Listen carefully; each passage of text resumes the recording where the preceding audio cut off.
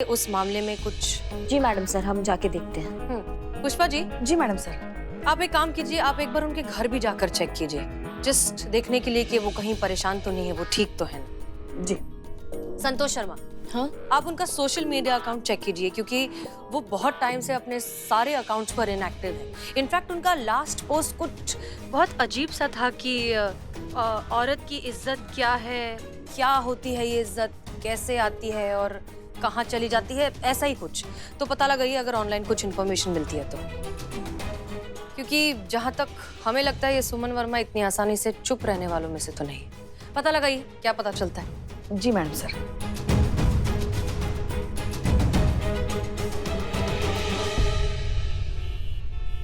कहिए, मैं आपके लिए क्या कर सकता हूँ? सुमन वर्मा नाम की रिपोर्टर। नॉट ए गर्ल, बहुत ही intelligent, hard working, brave journalist. I am sure वो आगे जाएगी।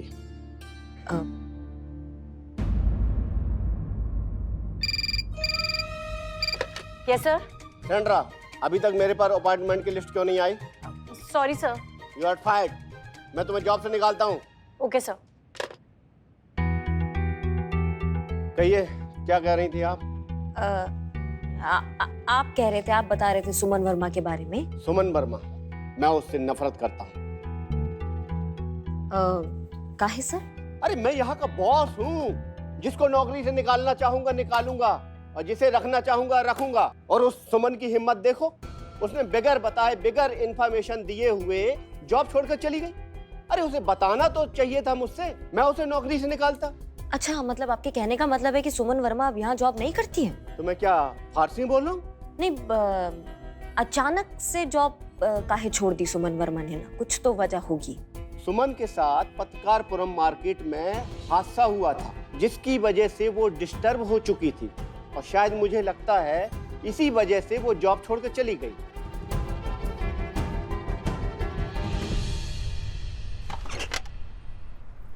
एक मिनट। यहाँ पे सुमन वर्मा रहती है ना? हाँ, रहती थी। रहती थी मतलब? वो और उनकी फैमिली 3-4 दिन पहले कहीं और शिफ्ट हो गए। अच्छा, कहाँ? आपको कुछ पता है? नहीं। अच्छा, ठीक है, शुक्रिया।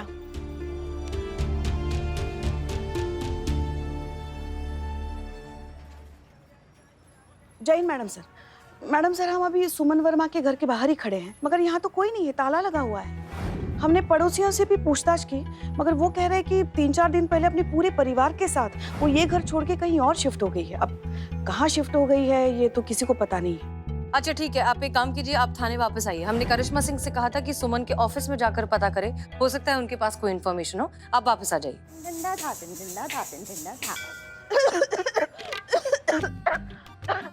पुष्पा जी, आप ठीक तो है ना?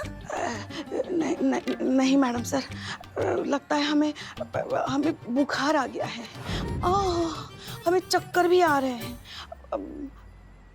हमारा पूरा बदन ना ऐसे लग रहा है जैसे हमारे पूरे बदन पे अंगारे जल रहे हैं। हमारी जान हलक में आ गई है मैडम सर। पुष्पा जी, आप क्या करिए, आप डॉक्टर के पास जाइए। हम भी यही सोच रहे हैं मैडम सर कि इससे पहले कि हमारी फाइनल छुट्टी हो जाए और हम लल्ला के पापा के पास और शिव जी के पास कैलाश पर्वत चले जाएं, हम आधे दिन की छुट्टी लेकर डॉक्टर को दिखा लेते हैं, है ना? पुष्पा जी, सब कुछ छोड़िए, पहले डॉक्टर के पास जाइए। इनफैक्ट हम भी आते हैं आपके साथ। नहीं। अरे नहीं मैडम सर, आप खामखा क्यों तकलीफ उठा रही है? ये तो मौसमी बुखार है, अपने संतू को हुआ है ना वैसा। हमें तो लगता है संतू ने ही हमें दिया होगा बुखार। अच्छा ठीक है, अब तो फिर हमें बताइए डॉक्टर क्या कहता है, ठीक है? हाँ, जरूर मैडम सर। जय हिंद मैडम सर। हाँ, जय हिंद, ध्यान रखिए। ये पुष्पा जी को भी वही इन्फेक्शन हो गया है जो संतू को हुआ है। माँ, भगवान माँ को ठीक कर। पुष्पा, नजर ना लगे हमारी अद्भुत अभिनय प्रतिभा को। अब हम जाएंगे ब्यूटी पार्लर और वहां लगवाएंगे वो फेस पैक और सीधा 20 साल पीछे। मैडम सर, आप इस सुमन वर्मा के बारे में बिल्कुल सही थी। मतलब थोड़े दिन पहले तक ही सारा सोशल मीडिया प्लेटफॉर्म पर ऐसे एक्टिव थी, लेकिन अभी सारा अकाउंट डीएक्टिवेटेड है, हर जगह से गायब हुई। अच्छा, उसका मोबाइल नंबर मिला? नंबर तो मिल गया मैडम सर, लेकिन कोई फायदा नहीं हुआ। मतलब नंबर लग नहीं रहा है। हमको लग रहा है कि वो नंबर यूज नहीं कर रही है, दूसरा नंबर यूज कर रही है वो। Madam sir, one question raise in my mind. आपकी बातों से लग रहा है कि आप सुमन वर्मा को ठीक तरह से जानती नहीं हैं। लेकिन पहले हमें लगता था कि आप सुमन वर्मा को पर्सनली जानते हैं, इसीलिए उनके बारे में चिंतित है।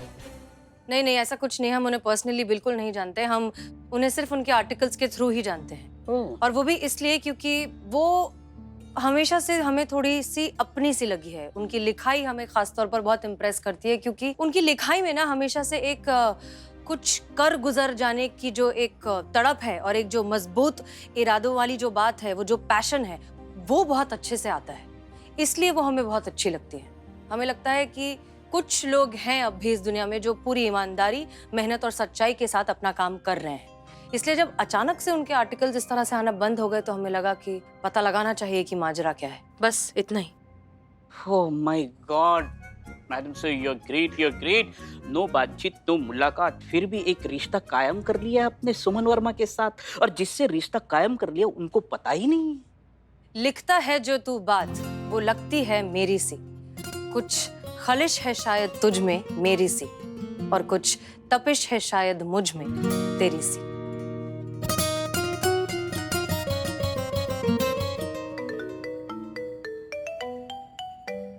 एक मिनट। हाँ करिश्मा सिंह। जय Hind madam sir. Madam sir, हम अभी अभी सुमन के ऑफिस से बाहर आए हैं। यहाँ कर पता चला है कि सुमन ने जो है वो जॉब छोड़ दिया मैडम सर। हाँ, यहाँ पूछताछ किया तो पता चला कि पत्रकारपुरम मार्केट में ना उनके साथ कुछ तो ऐसा हादसा हुआ है जिससे उनकी लाइफ में खलबली मच गया है। क्या? थोड़ा और पूछताछ किया तो उनके जो कलीग है उनसे बस इतना पता चल पाया कि आखिरी के दिनों में ना नौकरी के वो सिर्फ एक ही बात बोलती थी कि कुछ बुरा हुआ है उनके साथ, कुछ बुरा हुआ है, ऐसा ही बोलती थी। अच्छा ठीक है, आप एक काम कीजिए, आप पत्रकारपुरम जाइए और वहां जाकर ठीक से पता लगाइए कि आखिर सुमन के साथ हुआ क्या है। जी, क्योंकि हमने पुष्पा जी को सुमन के घर भी भेजा था, वहां से पता चला कि वो घर छोड़ चुकी हैं। उनका घर खाली है, कोई नहीं जानता फिलहाल कि वो कहाँ है और उनके साथ क्या हुआ है। अच्छा मैडम सर, आसार जो है ना वो बहुत गड़बड़ नजर आ रहे हैं। एकदम से जॉब छोड़ देना, घर छोड़ देना, जो भी जितना भी सोशल प्लेटफॉर्म होता है उससे आउट हो जाना, ये सामान्य लक्षण नजर नहीं आ रहे हैं मैडम सर। कुछ तो गड़बड़ हुआ है मैडम सर। ये हम जाते हैं पत्रकारपुरम मार्केट में और पता लगाते कहाँ हुआ है। ठीक है, आप कहे तो हम पुष्पा जी को साथ ले जाते, क्या एक बड़ा साथ में होगा तो। नहीं नहीं नहीं, आप पुष्पा जी को मत ले जाइए, हमने उन्हें घर भेजा है, उनकी तबीयत ठीक नहीं है। पुष्पा जी का तबीयत ठीक नहीं है मैडम सर? क्या हुआ पुष्पा जी को? ठीक क्या हो गया एकदम से? हाँ, वो फोन पर बहुत खांस रही थी, कह रही थी उन्हें बुखार भी आया हुआ है। तो हमने कहा कि आप पहले डॉक्टर के पास जाइए, फिर वहां से घर चले जाइए। मैडम सर, यकीन सच में उनका तबीयत ठीक नहीं है ना? मतलब हाँ हाँ श्योर है, मतलब आवाज से तो उनकी तबीयत नासाज लग रही थी। क्यों? नहीं नहीं मैडम सर, कुछ नहीं है। ठीक है, हम जाते हैं। ठीक है, जय हिंद।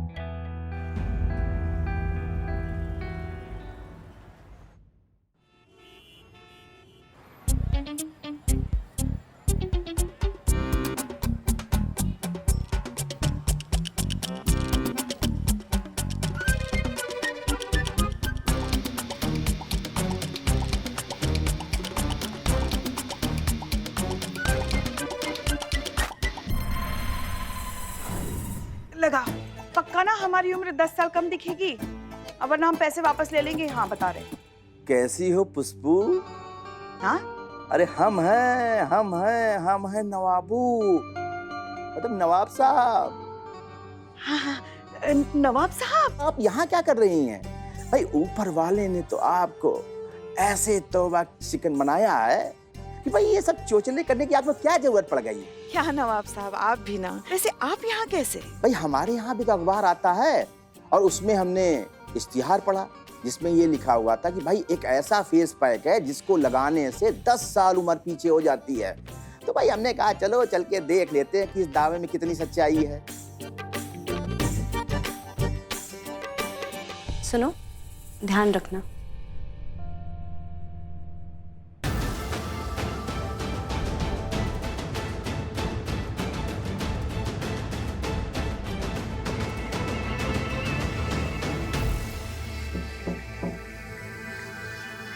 Hello ma'am. हेलो, ये फोटो देखो। इस लड़की को तुमने कहीं देखा है?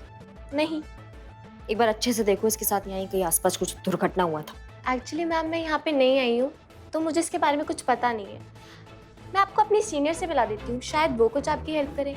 आप आइए। मिलवा दीजिए। पता है पुष्पू, कल रात हमने ख्वाब में किसे देखा? अब ये मत कहिए नवाब साहब कि आपने हमें देखा। हमने अपनी नानी जान को देखा था। और जानती हो वो सपने में हमसे क्या पूछ रही थी?